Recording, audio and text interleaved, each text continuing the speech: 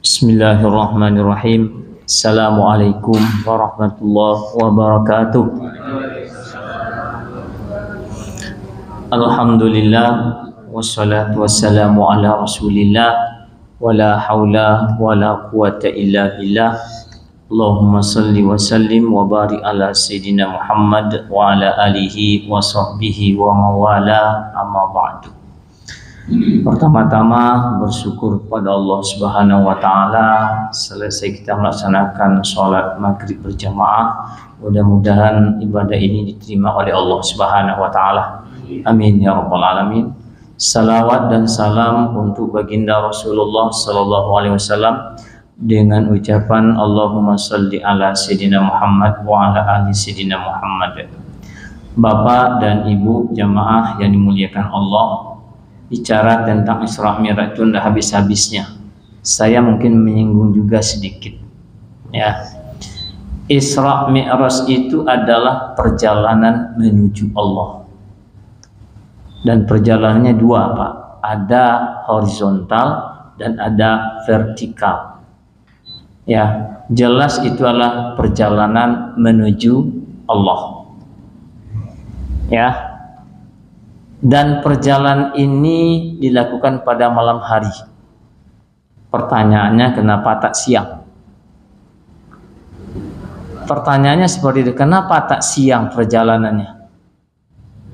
Nah, Bapak dan Ibu, karena Allah sudah jelaskan, malam itu adalah inna nasyi'atal laili hiya ashaddu wat'au wa mukila. Orang yang bangun malam, Nabi itu kan bangunnya malam ya. Kan dia bukan ketika tidur ya kan, bangun dia. Inna nasyi'atal laili hiya ashaddu wat'au wa aqwamu qila. Dan sesungguhnya yang bangun malam hari itu, dia akan merasakan kenikmatan dan kata-katanya akan bisa berbekas. Jadi Nabi itu Isra-nya malam. Jadi perjalanan malam itu adalah perjalanan yang membekas, walaupun rute yang ditempuhnya belum pernah, Pak. Belum pernah. Ya. Nabi pun tak tahu ngapain dia diisrakan dan dimi'rajkan.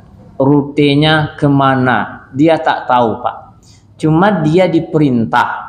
Ketika diperintah, Nabi pasti sami'tu, aku ikuti. Kalau kami itu iyalah. Kalau Nabi mengatakan sami'tu, saya dengar. Wa ata'tu, dan aku ikuti. Makanya Nabi itu ikut saja, Pak. Ketika di perjalanan, tidak protes dia, tidak tanya-tanya dia. Saya mau dibawa kemana? Ikuti aja. Nah, bangun malam hari, ikuti saja, Pak. Itu perintah Allah. Bangun. Bangunlah, diperjalankanlah oleh Allah dengan ada dua yang memandunya. Siapa memandunya? Jibril dan Mikail. Nah, perjalanan malam tentu perjalanan yang penuh dengan hati-hatian, tapi masih butuh panduan, Pak. Kenapa? Karena Nabi belum pernah melewati rute perjalanan itu. Itu maknanya Bapak dan Ibu sekalian. Kalau asra memperjalankan, kalau diambil kata yang sama, asal katanya saro. Saro itu adalah berjalan. Ya. Dan perjalanan ketika ditelusuri dari awal hidup Rasulullah sampai akhir namanya sirah nabawi. Tapi ketika kita menelusuri perjalanan hidup kita namanya sirah hayati. Perjalanan hidup saya. Dan semua perjalanan hidup kita pasti akan menuju kepada Allah. Tidak ada tidaknya, Pak. Ya, Pak. Itu sudah kita ucapkan. Inna lillahi wa inna ilaihi raji'un. Sesungguhnya kita ini adalah milik Allah dan kita akan kembali kepada. Nah, perjalanan kita itu namanya sara, perjalanan kita menuju Allah pasti Bapak dan Ibu sekalian. Sama dengan Asra itu perjalanan fisiknya. Cuma bedanya perjalanan Nabi dengan Isra dan Mi'rajnya dia kembali. Tetapi perjalanan kita tidak akan pernah kembali. Ada yang pulang balik Pak? Hah? Tidak ada. Tapi Nabi asalnya kan diperjalankan, dia kembali karena ada tugas berat yang harus disampaikan apa? Menyampaikan risalah. Tapi kita tidak ada tugas itu Pak. Kita berjalan terus nih. Ya, perjalanan kita belum pernah pengalaman kita.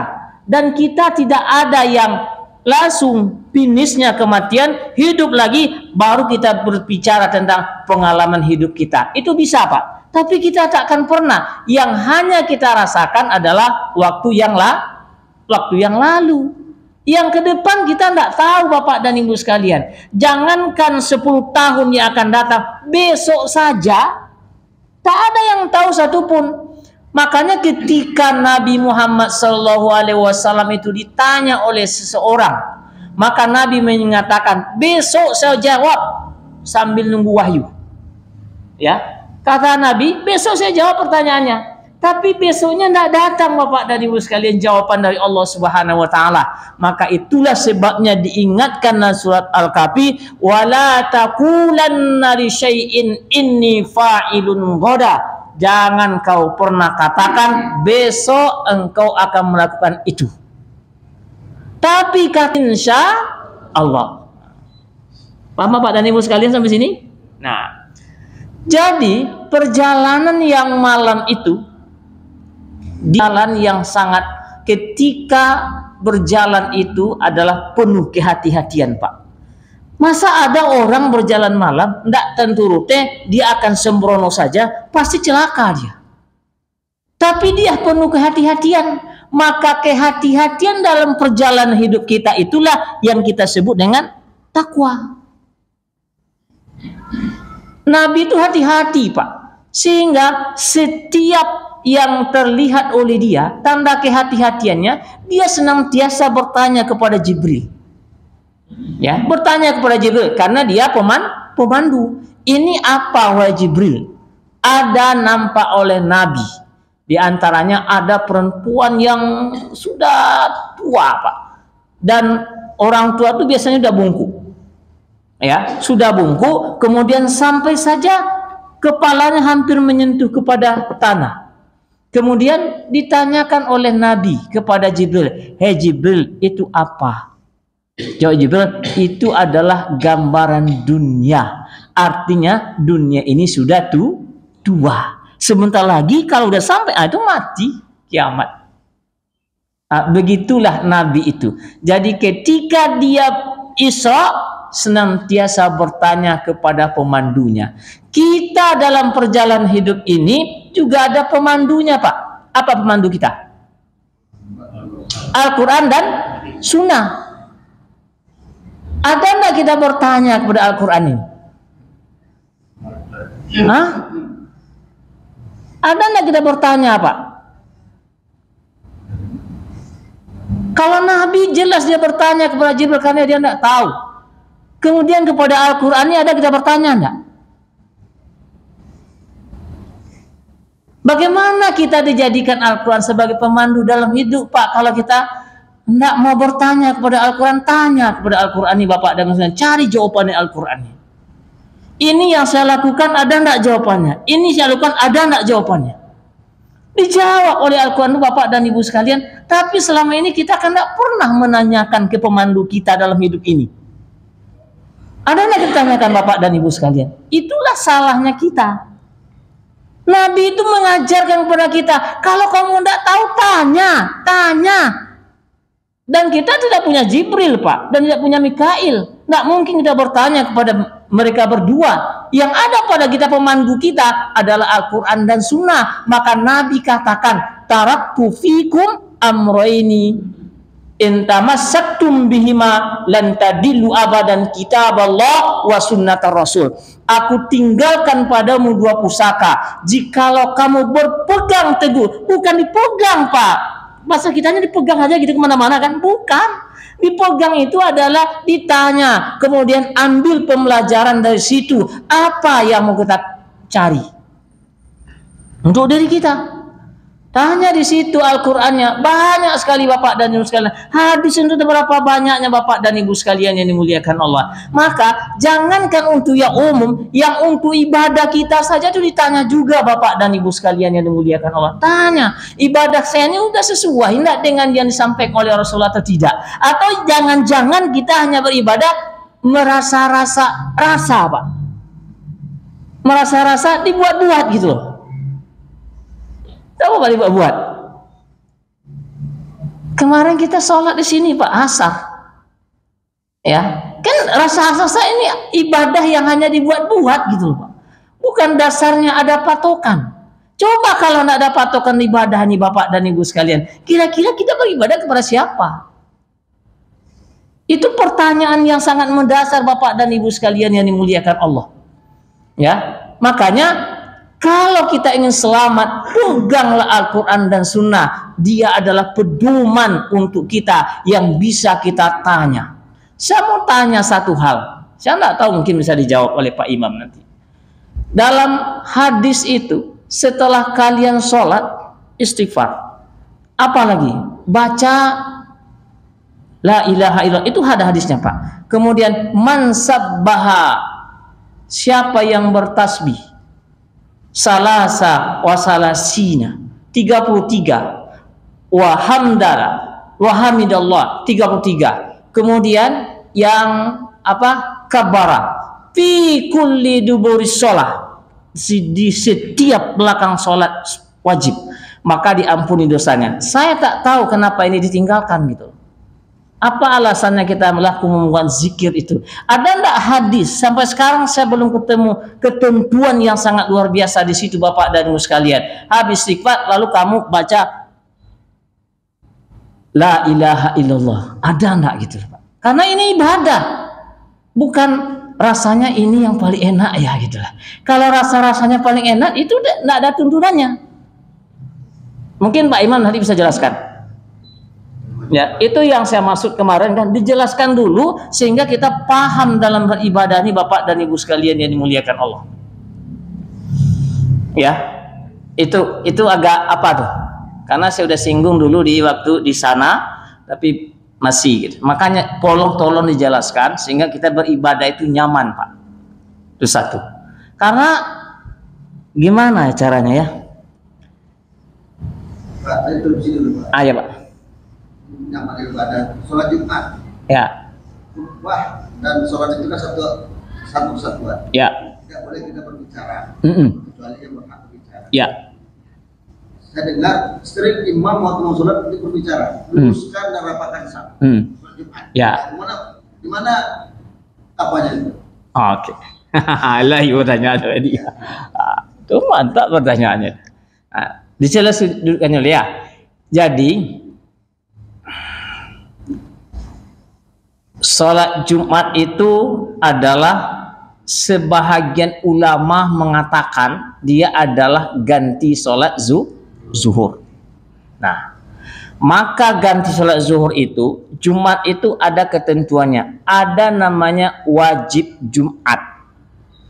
Orang wajib Jumat dan sah sholat Jumatnya. Ada syarat sah sholat Jumat dan ada yang wajib sholat Jumat. Dan ada yang tidak wajib sholat Jumat. Nah, yang wajib itu adalah Islam, balik, berakal, laki-laki, mukim. Mukim itu adalah bagian di tempat. Yang tidak wajib itu adalah musafir, perempuan. Karena maksud lagi-lagi dia. Nah, kalau dua orang ini kan dia sholat Jumatnya sah. Kalau perempuan boleh sholat Jumat. Kenapa? Karena pada tempat-tempat tertentu ada disediakan khusus untuk sholat, tapi dia tidak wajib. Artinya di situ hanya boleh. Tapi yang musafir tadi tak wajib. Tapi kalau dia sholat Jumat sah dan tak wajib mengganti sholat zuhur. Nah, itu ya. Itu yang pertama. Kemudian yang kedua, ada pula ulama yang mengatakan, nah, persoalannya Pak ya. Ini banyak persoalan sini. Khutbah itu asluhu bil lughatil arabiyah. Makanya di beberapa tempat Pak tidak ada yang pakai bahasa Indonesia satupun. Semuanya pakai bahasa Arab. Maka karena itu asalnya bahasa Arab dari awal sampai akhir, maka menggunakan bahasa Arab tidaklah mengganggu, langsung dia jadi imam sehingga tidak terpotong dia. Makanya tidak ada yang mengatakan tadi lagi rapatkan luruskan saf karena langsung seperti itu. Itu pendapat juga. Nah, kemudian yang ketiga ada yang mengatakan bahwa khutbah itu yang wajib bahasa Arabnya hanya yang rukun. Rukunnya yang mana? Yang pertama hamdalah, memuji Allah. Yang kedua adalah salawat, Allahumma shalli ala Muhammad. Yang ketiga adalah membaca ayat pada salah satu khutbah. Yang keempat adalah doa. Yang kelima adalah duduk antara dua khutbah. Nah, bedanya dengan salat hari raya Idul Fitri berbeda pula Pak. Makanya panjang jawabnya ya. Jadi di salat hari raya Idul Fitri, Idul Adha tidak dianjurkan yang demikian. Duduk itu tidak menjadi syarat Pak. Makanya ada yang langsung, tapi ada pula yang mengatakan harus duduk juga. Ah, itu banyak khilaf di situ kan. Tapi yang jelas itu bisa dilakukan. Nah, pertanyaan Pak Edi tadi, bagaimana kalau seandainya selesai khutbah imam pun mengatakan, imam ya, sawu sufufakum. Ah, mungkin begitu kan. Kalau dipakai teori yang pertama tadi tak boleh. Tapi kalau dipakai pendapat yang kedua berarti boleh, karena khutbah tersendiri, sholat tersendiri. Karena ada yang mengatakan tidak sama antara sholat zuhur dengan sholat Jumat. Nah, begitu. Itu banyak khilaf di situ. Dan sekarang yang kita pakai gini aja lah. Azan itu ada 2 kali, ada yang 1 kali Pak. Ya, di kita sekali, di tempat kami juga sekali juga Pak, di tempat lain sekali juga, 2 kali kan. Nah begitulah, jadi itu namanya khilaf, sama-sama punya dasar. Makanya saya minta dan Pak yang tadi ada dasarnya enggak, nah gitu aja. Ah, jadi itu Fedi. Kalau di berbahasa Indonesia, kalau bahasa Arab itu masuk akal. Iya, ya makanya tadi sama dengan khutbah tadi, asalnya itu adalah bahasa Arab, tapi pendapat yang kedua yang asalnya itu yang wajibnya rukun. Yang rukunnya aja, yang saya sebutkan tadi, itu rukunnya aja. Tapi tidak boleh bahasa Indonesia Pak. Alhamdulillah itu tidak boleh. Segala puji bagi Allah Tuhan segala, dan salat itu tidak boleh. Wajib dibaca. Kemudian wasiatnya itu, yang bahasa Indonesia itu, itulah yang membolehkan gitu kan. Kenapa? Ada yang berpikiran, ulama memikirkan, apa gunanya khutbah kalau tidak dijelas oleh para pendengar? Ah, begitulah khutbah itu. Ah, ya. Harus imam itu menyuruh sabda menyuruhkan sholat. Ah. Apa harus? Nah, ada hadis, itu banyak hadisnya. Ada yang mengatakan sawusu, itu hadis. Nabi melakukan itu. Sawu sufufakum, ada. Luruskan dan rapatkan safmu, ada tuh. Itu banyak hadisnya, ya. Ada yang saddul khalal, isi ruang-ruang kosong. Nah, jadi ini hadisnya sangat banyak dalam masalah ini disampaikan oleh Rasulullah SAW. Sampai-sampai Nabi itu ketika meluruskan saf itu pakai tongkat Pak. Nah, itu ya. Jadi, tapi tidak terlalu berlebihan. Ada pula yang berlebihannya di imam gue Pak. Ya, sampai ditengoknya saf orang tua. Jadi ada orang yang agak usul kan, tengok senangnya maju dia imam. Maju Allahu Akbar. Ya, kira-kira. Memang itu ada hadisnya. Sawu safufakum itu ada hadisnya, jelas itu. Ya. Nah, ada deh. Olah leh. Nah, jadi tidak sampai tadi. Jadi gitulah Bapak dan Ibu sekalian yang muliakan Allah. Nah, terus saya loncat aja ya. Perjam malam tadi, Nabi itu sampai di Masjidil Aqsa, ditawari 2 minum. Nah, 2 minuman. Yang pertama adalah susu dan khamar. Dia pilih apa? susu. Khamar tidak dipilih. Berarti khamar itu saat itu masih boleh loh Pak. Saat itu. Ya kan? Jangan pertanyaan saat itu khamar itu masih boleh. Itu ditawarkan. Itu yang pertama. Belum haram. Tapi Nabi tak milih khamar, pilih susu. Dan sebelum berangkat naik ke atas, sholat. Nah, pertanyaannya Bapak dan Ibu sekalian, makanya agak menggelitik sebenarnya pertanyaan ini. Sudah sholat Nabi, lalu untuk apa lagi dia jemput perintah? Dia udah sholat lah Pak. Dia jadi imam dari situ. Kena jemput perintah sholat lagi kan? Nah, tapi yang sangat jelas itu Bapak dan Ibu sekalian begini. Nah, naik dulu ke atas. Langit pertama, Nabi ketemu sama siapa? Apa kerja Nabi Adam situ? Pokoknya Nabi Adam ngapain terserah gitu ya. Kan panjang ceritanya. Habis itu tebak uwuk namanya. Nabi Isa, kemudian Yusuf, Yahya, Idris, Harun, Musa, Ibrahim. Nah, semuanya itu punya spesifikasi tersendiri Bapak dan Ibu sekalian. Cuma waktunya agak panjang. Nah, selesai situ naik ke atas sampai Sidratul Muntaha. Jibril naik ikut lagi, naik bertemu dengan Allah. Lalu ucapan yang pertama Nabi itu apa? Ke Allah ini apa ucapan pertama? Hah? Itu ucapan Allah ke Nabi. Apa ucapannya Pak? At-tahiyyatul mubarakatus sholawatut thayyibatu lillah. Ini ucapan Nabi ke Allah Pak ketika Isra Mi'raj. Ya. Jadi ucapan ini bukan sembarang ucapan Pak. Makanya ada hadis Nabi mengatakan, siapa yang benar-benar mengucapkan ini ya dengan penuh pemahaman dan kekusukan, maka diampuni dosanya oleh Allah Subhanahu wa taala. Luar biasa hadis ini. Tengok nanti Nailul Autar. Karena ini bukan sembarang ucapan, Pak. Penghormatan yang sangat luar biasa. At-tahiyyah, kalau Bapak baca at-tahiyyatul, beda artinya. At-tahiyyatul mubarakatus sholawatu. Tengok sholawat. Sholawat itu apa? Mubarak diberkati. Sholawat apa? Hah?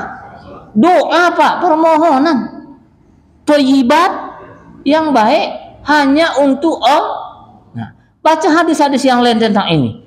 Innallaha thayyib la yaqbalu illa thayyibah. Allah itu baik dan tidak akan menerima kecuali yang baik. Allah jamil la yuhibbu illa jamal. Allah bagus, tidak ada akan menerima kecuali yang bagus. Maka Nabi itu membaguskan ucapan yang pertama itu Bapak dan Ibu sekalian. Harusnya ketika kita baca itu pun dibaguskan pula Pak. Kalau kita baca at-tahiyatul mubarakatus sholawatut thayyibatu lillah, kan bisa dibaca semacam itu kan? Tapi dia tidak akan menyentuh kepada kita dan tak sampai kepada Allah Subhanahu wa taala. Padahal ini dialog yang luar biasa. Nah, sampai berapa?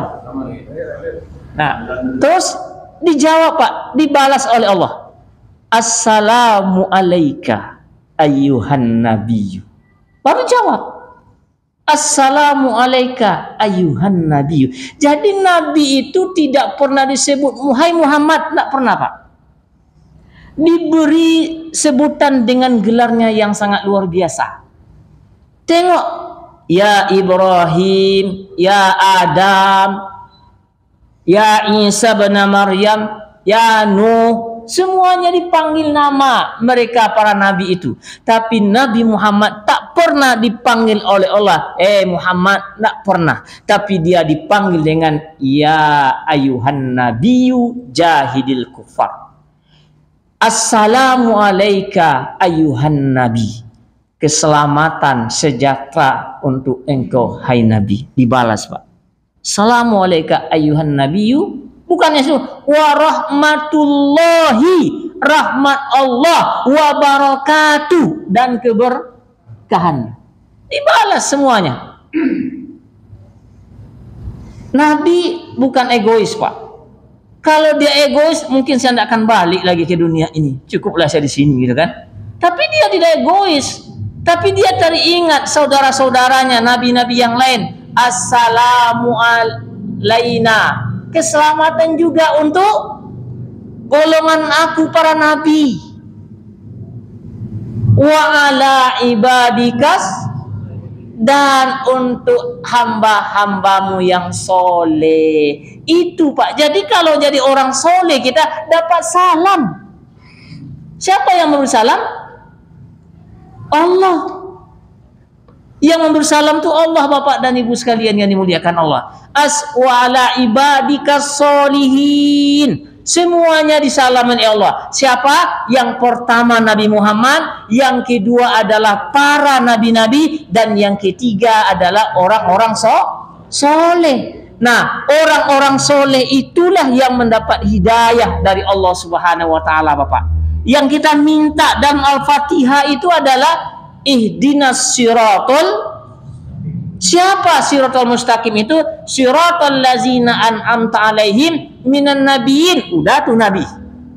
Wasiddiqin, orang-orang jujur. Wasyuhada, orang-orang yang mati syahid. Wassalihin, dan orang-orang soleh. Jadi orang soleh itu mendapat salam dari Allah Subhanahu wa taala. Muhammad, saya kirim salam untuk mereka, tapi jangan lupa ya, ini agar mereka dapat kesamaan itu saya fardukan untukmu sholat 5 waktu. Berapa banyaknya? 50 kali. Kalau 50 kali sehari semalam, Bapak dan Ibu sekalian, 20 menit sekali kita beribadah. Tapi ketika Nabi menerima itu, mungkin barangkali ibadahnya tidak semacam ini, Pak. Ya, tapi karena kita tidak tahu ya, ini andai-andai nih Pak ya, 20 menit sekali karena 50 kali. Tapi setelah turun Nabi bertemu dengan Allah sampai ketemu dengan Nabi Musa, tanya Nabi Musa, Muhammad, apa yang diperintahkan oleh Allah kepada engkau? Saya dikasih kewajiban untukku dan umatku 50 kali sholat sehari semalam. Oh, kata Nabi Musa, itu tidak akan bisa engkau lakukan. Jangankan oleh umatmu, umat saya saja yang besar-besar tidak mampu loh. Baliklah.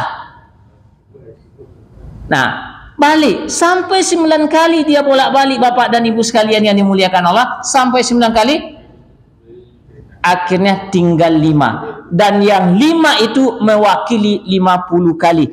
Itu artinya Bapak dan Ibu sekalian yang dimuliakan Allah, ternyata Allah itu masih bisa dinego. Kan nego namanya Pak. Dari 50 menjadi 5 dinego oleh Allah, oleh Nabi Muhammad SAW. Itu artinya apa? Nanti di akhirat Allah, Nabi pun akan bisa nego Allah, Pak. Jadi jangan main-main dengan peristiwa ini. Ditego kan, ini nego namanya tuh. Dari 50 menjadi 5. Nanti di akhirat Bapak dan Ibu sekalian yang dimuliakan Allah, ada hadisnya begini Bapak dan Ibu sekalian. Azan itu, azan ini ya, kan untuk panggilan sholat ya.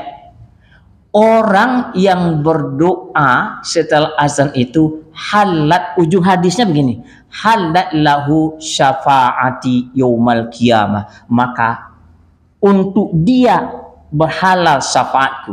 Tengoklah doanya, Allahumma rabba hazihi da'wati tamah. Tahu artinya? Nah, ya itu ya masalahnya. Di situ ditulis lah, Allahumma rabba hazihi da'wati tamah. Ya Allah, ini adalah seruan Tuhan yang sempurna. Apalagi? Ati Sayyidina Muhammadanil wasilata wal fadilah. Berikanlah kepada Nabi Muhammad sallallahu alaihi wasallam wasilah wa fadilah wasyarafa waddatal aliyatir rafi'ah, kemuliaan dan derajat yang tinggi. Nah, berselawat kepada Nabi semacam itu, halallahu syafaati yaumal qiyamah, maka Allah menghalalkan syafaat diberikan oleh Nabi kepada orang yang membaca doa itu, Pak. Maka jangan main-main dengan doa itu. Ya, bacalah nanti. Ya, azan dengar gitu kan, baca. Nah, itu penyimpangan sedikit. Bapak dan Ibu sekalian yang dimuliakan Allah. Jadi turun Nabi sampai di Madinah. Ini singkat cerita, Pak. Sampai di Madinah. Apa sampainya kan sebelum subuh nih, ya. Nah, subuh itu apakah Nabi sudah sholat? Belum. Kapan Nabi itu sholat, Pak? Yang sholat yang diwajibkan tuh? Zuhurnya, Bapak dan Ibu sekalian. Kok zuhur, kenapa? Datang dulu Jibril. Diajarkan Nabi itu sholat dulu, Pak. Datang dia di awal waktu, diajarkan Nabi itu sholat dulu. Nabi Jibril membacakan, Nabi dengar dari awal sampai akhir. Itu awal waktu. Kemudian besoknya Jumat lagi, besok siangnya datang waktu agak habis waktu zuhurnya, dibacakan lagi. Sebelum asar masuk kan dibacakan, diikuti oleh Nabi. Artinya Nabi itu sebelum sholat belajar apa enggak? Belajar. Kita belajar. Nabi itu ditashih oleh Jibril, Pak. Kita siapa yang mentashih bacaan kita? Carilah guru, Bapak dan Ibu sekalian, dengarkan, kan tidak ada masalah. Orang-orang yang mau, Pak, dengarkan bacaan saya, benar apa enggak? Karena terbalik-balik biasanya, Pak. Apa? La syarika lahu wa bizalika umirtu. Apa? Nah, itu enggak jalil lagi kan? Apa? Itu terbalik-balik, Pak. Sehingga sampai baca ayat. Ada imam itu berani-berani dia jadi imam, tapi dia enggak hafal ayat, Pak. Apanya? Baca imam. Qul ya ayyuhal kafirun la a'budu ma ta'budun wa la antum a'biduna ma a'bud wa la ana a'budu ma abattum wa la antum a'biduna ma a'bud. Itu judulnya. Enggak tahu kemana ujungnya gitu kan. Nah, berarti enggak tahu dia kan? Banyak itu, Bapak dan Ibu sekalian. Itu aja. Wa la antum a'biduna ma a'bud wa la ana a'budu ma abattum wa la. Ini lakum dinukum waliyadin. Nah, oke, baik. Nah, ada kuis ya? Nah, kuisnya pertanyaan pertama. Dari Ibu. Le apa doa habis azan?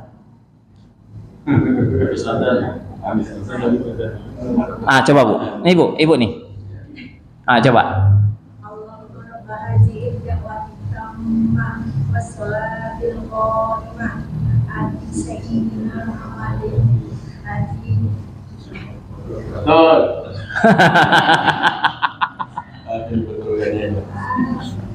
Apa tapi Rogi ya.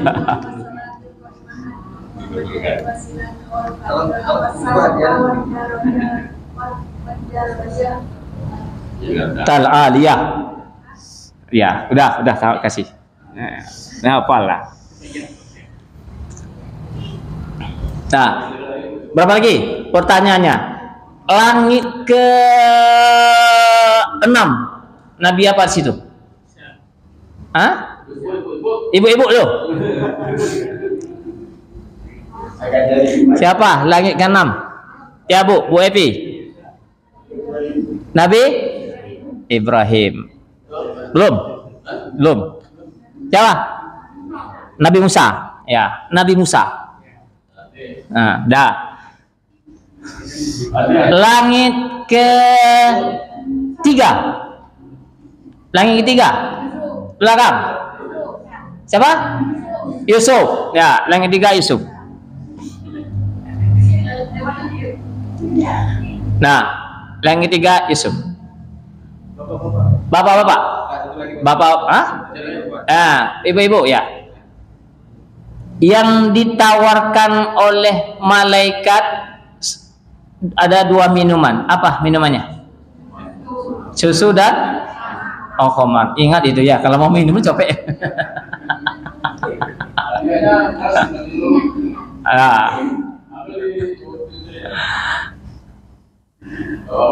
Nah, bapak-bapak ini udah high kelas nih.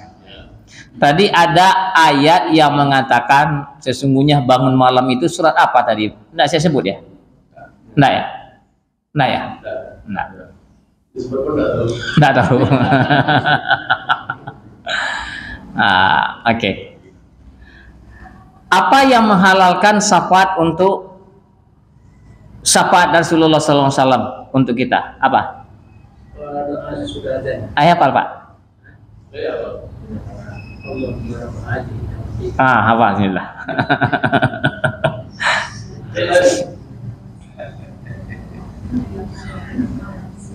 Nah, kalau Nabi itu dipandu dalam perjalanan malamnya oleh malaikat Jibril dan satu lagi siapa? Mikail. Kemudian kita pun harus dipandu oleh Al-Quran dan hadis. Tadi saya sebutkan hadisnya, hafal nggak? Siapa aja boleh. Nah, pertanyaan ringan aja. Di langit kedua siapa? Bapak-bapak. Nggak bisa, ya. Ya, jadi itulah Bapak dan Ibu sekalian yang dimuliakan Allah. Kita usahakan ibadah itu punya landasan sehingga tidak rasanya begini gitu. Jangan pakai rasa. Kalau beribadah itu punya rasa, tapi landasan untuk melaksanakan ibadah itu ada dalilnya, ada tuntunannya. Barangkali itu demikian. Assalamualaikum warahmatullahi wabarakatuh.